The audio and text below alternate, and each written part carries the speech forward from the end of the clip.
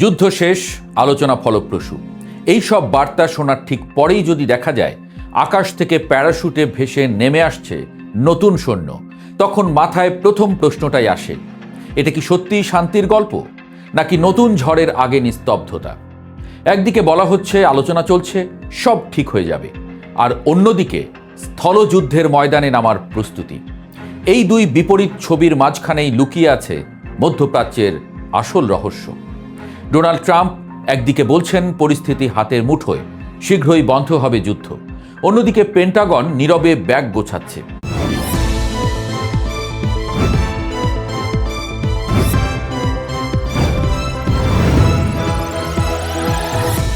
উত্তর ক্যারোলাইনার fort brag থেকে প্রস্তুত হচ্ছে বিশেষ বাহিনী, সেই কিংবদন্তি 82 এয়ারবোন ডিভিশন, যারা 18 ঘন্টার মধ্যে পৃথিবীর যে কোনো প্রান্তে নেমে যেতে পারে।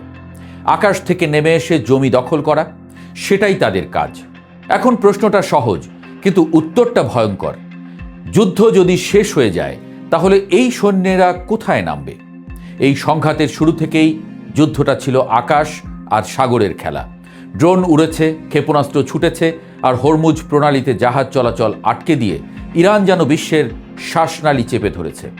সেই হরমুজ, যেখান দিয়ে প্রতিদিন কোটি কোটি ব্যারেল তেল যায়, সেখানে নিষেধাজ্ঞা মানেই শুধু যুদ্ধ না, গোটা পৃথিবীর অর্থনীতিকে জিম্মি করা। কিন্তু যুদ্ধের একটা অলিখিত নিয়ম আছে, যতক্ষণ পর্যন্ত স্থলসেনা নামছে না, ততক্ষণ যুদ্ধ পুরোপুরি তোমার আমার হয়ে ওঠে না। আকাশের যুদ্ধ দূরের, সাগরের যুদ্ধ ঠান্ডা, কিন্তু মাটির যুদ্ধ সেটা ব্যক্তিগত, সেটা রক্তের, আর আরও ভয়ঙ্কর। আর ঠিক সেই জায়গাতেই এখন দাঁড়িয়ে আছে এই সংঘাত। ট্রাম্প বলেছিলেন ইরানের শক্তি প্রায় শেষ, ক্ষেপণাস্ত্রের ক্ষমতা 90% কমে গেছে। কিন্তু কথার সাথে বাস্তবের যে ব্যবধান, সেটা বোঝা গেল খুব তাড়াতাড়ি। কারণ তার পরের দিনই ইরান নতুন করে হামলা চালালো, ক্ষেপণাস্ত্র উড়ল, ড্রোন ছুটল। একের পর এক ফাঁকা বুলি আউড়ে যাচ্ছেন ট্রাম্প। ইরানও চুপ করে বসে নেই। তারা বলছে কোনো আলোচনা হয়নি, সবটাই রাজনৈতিক গল্প। এই ফলপ্রসূ আলোচনা আসলে তেলের বাজার ঠান্ডা রাখার চেষ্টা। কারণ যুদ্ধ যত দীর্ঘ হয়, তেলের দাম তত বাড়ে, আর সেই আগুন গিয়ে লাগে আমেরিকার ভেতরেও। এই জায়গায় এসে যুদ্ধটা আর শুধু যুদ্ধ থাকে না, এটা হয়ে যায় অর্থনীতি, কূটনীতি আর রাজনীতির এক নতুন মিশ্রণ। এখন আসা যাক সেই 3000 থেকে 4000 সৈন্যের কথায়। সংখ্যা খুব বড় না মনে হলেও এর অর্থটা গভীর। কারণ এই সৈন্যরা সাধারণ পদাতিক না, এরা দ্রুত আক্রমণ, দ্রুত দখল আর দ্রুত নিয়ন্ত্রণের জন্য তৈরি। কথাটা যদি সহজ করে বলি, এরা যুদ্ধ শুরু করার সৈন্য না, যুদ্ধ শেষ করে দেওয়ার সৈন্য। মানে যদি এই বাহিনী নামে, তাহলে সেটা হবে একটা নির্দিষ্ট লক্ষ্য নিয়ে, হয়তো কোনো তেল কেন্দ্র, হয়তো কোনো উপকূল, হয়তো কৌশলগত কোনো দ্বীপ। খার্গ দ্বীপের নাম ইতোমধ্যেই আলোচনায় এসেছে, ইরানের তেল রপ্তানির হৃৎপিণ্ড। এখন ভাবুন, হৃৎপিণ্ডে আঘাত করলে শরীর কতক্ষণ টিকে থাকে। কিন্তু এই গল্পে আরেকজন চরিত্র আছে, যে একটু দূরে দাঁড়িয়ে সব দেখছে, কিন্তু মাঝে মাঝেই আগুনে ঘি ঢেলে দিচ্ছে। তিনি হলেন বেনিয়ামিন নেতানিয়াহু। ইসরায়েলের দৃষ্টিভঙ্গি খুব পরিষ্কার, যুদ্ধ শুরু হয়েছে যখন, তখন শেষ করতে হবে পুরোপুরি। অর্ধেক কাজ করে ফিরে আসা তাদের কাছে বিপজ্জনক। তাই যখন ট্রাম্প শান্তির কথা বলেন, তখন তেল আবিবে অস্বস্তি বাড়ে। কারণ তারা মনে করে এই শান্তি ইরানকে আবার শক্তি জোগাড় করার সুযোগ দেবে। ইসরায়েল সেটা চায় না। তারা চায় এই সুযোগে ইরানের সামরিক এবং পারমাণবিক সক্ষমতা একেবারে গুঁড়িয়ে দেওয়া হোক। আর সেই কারণেই তারা নিজের গতিতে হামলা চালিয়ে যাচ্ছে, আলোচনার টেবিলকে খুব একটা গুরুত্ব দিচ্ছে না। এখন পুরো ছবিটা যদি একসাথে দেখা যায়, তাহলে বিষয়টা অনেক পরিষ্কার হয়। একদিকে ট্রাম্প বলছেন আলোচনা চলছে, শান্তি আসছে। অন্যদিকে সৈন্য যাচ্ছে, যুদ্ধজাহাজ যাচ্ছে, নতুন পরিকল্পনা হচ্ছে। এই দুয়ের মাঝে একটা দ্বৈত নীতি কাজ করছে। এই দ্বৈততা নতুন কিছু না, বহুবার দেখা গেছে। আলোচনার টেবিল আর যুদ্ধক্ষেত্র একই সঙ্গে চলে। একদিকে হাত মেলানো, অন্যদিকে মুষ্টি শক্ত করা। কিন্তু এবার ঝুঁকিটা একটু বেশি।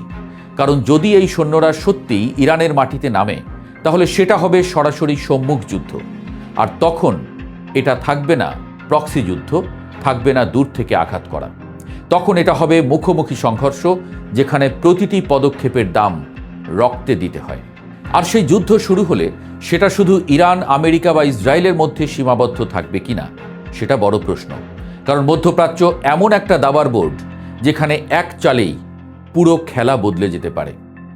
এই প্রেক্ষাপটে ৩,০০০ সেনা পাঠানোর সিদ্ধান্তকে অনেক সামরিক বিশ্লেষক প্রেশার টুল হিসেবে দেখছেন, অর্থাৎ সরাসরি আক্রমণ নয়, বরং আলোচনার টেবিলে চাপ সৃষ্টি করা। কিন্তু ইতিহাস বলে মধ্যপ্রাচ্যে সেনা পাঠানো খুব কম সময়ই শুধু চাপ তৈরিতে সীমাবদ্ধ থাকে। কারণ স্থলসেনা একবার মোতায়েন হলে যুদ্ধের গতিপথ বদলে যায়। তখন যুদ্ধ আর দূরবর্তী থাকে না, সেটি হয়ে ওঠে দীর্ঘমেয়াদী উপস্থিতি, নিরাপত্তা অঞ্চল, বাফার জোন এবং শেষ পর্যন্ত দখল রাজনীতির প্রশ্ন। ইতোমধ্যে আলোচনা হচ্ছে হরমুজ প্রণালীর নিরাপত্তা নিশ্চিত করতে ইরানের উপকূলে সেনা মোতায়েন এবং খার্গ দ্বীপ, ইরানের তেল রপ্তানির প্রধান কেন্দ্র, নিয়ন্ত্রণের সম্ভাবনা নিয়ে। যদি এমন কিছু ঘটে তাহলে সেটি আর সীমিত যুদ্ধ থাকবে না, এটি সরাসরি অর্থনৈতিক যুদ্ধ হয়ে উঠবে। বিশ্ববাজার ইতোমধ্যে তার সংকেত পাচ্ছে। তেলের দাম ওঠানামা করছে, শেয়ার বাজার অস্থির এবং ইউরোপ ও এশিয়ার দেশগুলো উদ্বিগ্ন হয়ে পড়েছে। আরেকটি গুরুত্বপূর্ণ বিষয় হলো জনমত। সাম্প্রতিক জরিপে দেখা গেছে মাত্র ৩৫% আমেরিকান এই যুদ্ধ সমর্থন করছে, বিপক্ষে ৬১%। অর্থাৎ রাজনৈতিকভাবে এটি ট্রাম্পের জন্য ঝুঁকিপূর্ণ সিদ্ধান্ত। তবু প্রশ্ন থাকে, তাহলে কেন সেনা পাঠানো? যখন কূটনীতি ব্যর্থ হওয়ার আশঙ্কা তৈরি হয় তখন সামরিক প্রস্তুতি বাড়ানো হয়, যেন প্রতিপক্ষ জানে সমঝোতা না হলে পরবর্তী ধাপ আরও কঠিন হবে। কিন্তু এখানেই সবচেয়ে বড় বিপদ, কারণ ইরান ইতোমধ্যে প্রমাণ করেছে তারা শুধু প্রতিরক্ষামূলক অবস্থানে নেই।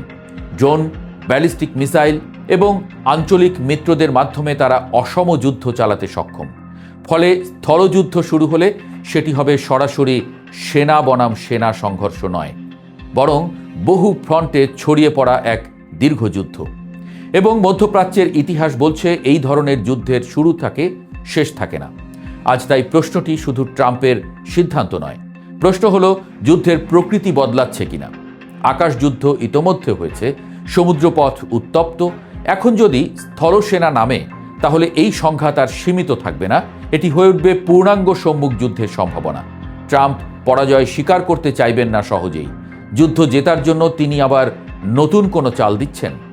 যুদ্ধের এক অদ্ভুত নিয়ম আছে, যখন নেতারা বলেন যুদ্ধ শেষের পথে, তখনই অনেক সময় যুদ্ধ নতুন করে শুরু হয়।